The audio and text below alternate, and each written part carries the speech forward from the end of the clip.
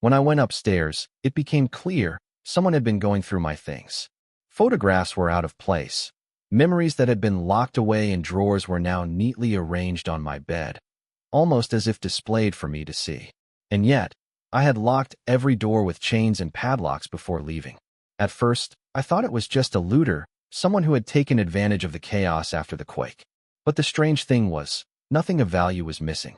Not the cash, not the watches, not the electronics. Everything was still there, only moved, touched, disturbed.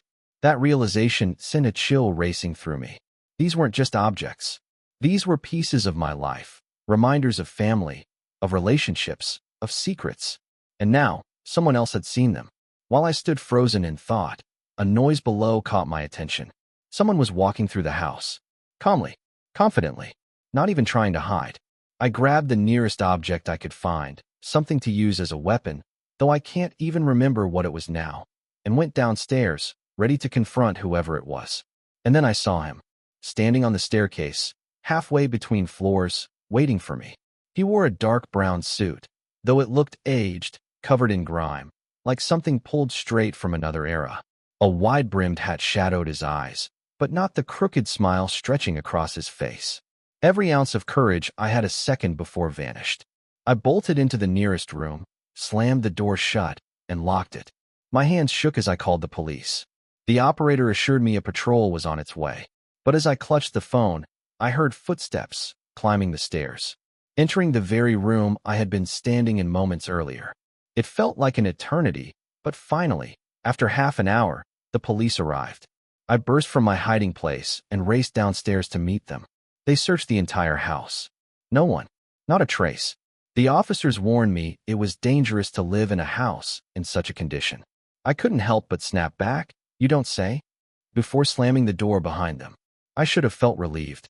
Instead, anger burned in me. Anger at that intruder, whatever he was, for invading my space, my home, my memories. That night, somehow, I forced myself to stay. The next day, I begged a friend to come over. I admitted I wasn't sure what I had seen, or if the man would return, but I knew I couldn't be alone. He arrived later with something wrapped in cloth, a gift from his father, an old revolver, rusty but still functional, he assured me. We stayed up talking until midnight. Eventually, he dozed off on the couch. I tried to do the same, lying down with a cushion on the floor, when I heard it. Footsteps. From the next room. One of the rooms I used to rent out. Someone was rummaging through the belongings left behind. I reached for my phone out of reflex, only to realize I'd left it downstairs. The footsteps drew closer, into the hallway, toward the very door of the room where I sat frozen. In 2 leaps I reached the door and locked it, my hands trembling on the knob. And through the gap beneath the wood, I saw it. A shadow. Someone standing just outside. I screamed my friend's name at the top of my lungs. The shadow didn't move. I screamed again. Finally, the shadow shifted.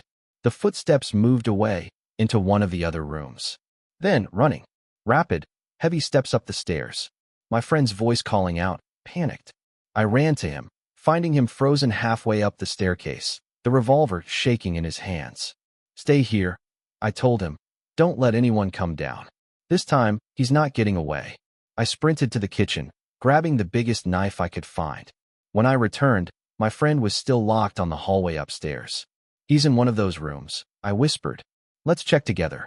We crept forward, the silence broken only by our own ragged breaths. Then, another sound. Footsteps. Behind us. We turned. There he was. The man in the hat. Just a few steps away. That same grin. I froze, rooted to the floor. My friend pulled the trigger, but the revolver jammed, clicking uselessly in his hands. And then I saw it. In the man's grasp, a photograph. My mother's school diploma picture, one of the few memories I had left of her. Rage took over. I lunged at him with the knife. He bolted, sprinting down the stairs and into the back of the house. And the way he ran, God, it still haunts me. Knees lifted high, arms stiff in front of him, like a grotesque cartoon, as though mocking me. Always with that smile. He fled through the backyard, disappearing into a massive crack in the wall, wide enough for a man to slip through. My friend rushed after him with a flashlight, but the deeper we looked, the narrower the crack became. Impossibly so. There was no way anyone could have gone through. Unless unless he had vanished into the neighbor's property. We ran around, banging on their door until the family woke up. I swore to them a burglar had jumped into their yard. They searched with me. Nothing. Not a single crack on their side of the wall. Back at my house, my friend stood pale, still staring into that gap.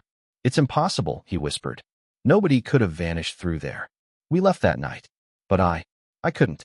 It was still my home, and I had nowhere else to go. Since then, I haven't seen him clearly again.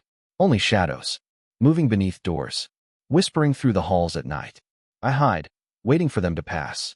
My mother's photograph is gone. Other pictures, too, have slowly disappeared. I want to close that crack in the garden. One day soon I will. But until then, I live with him. That man. That ghost who came with the earthquake.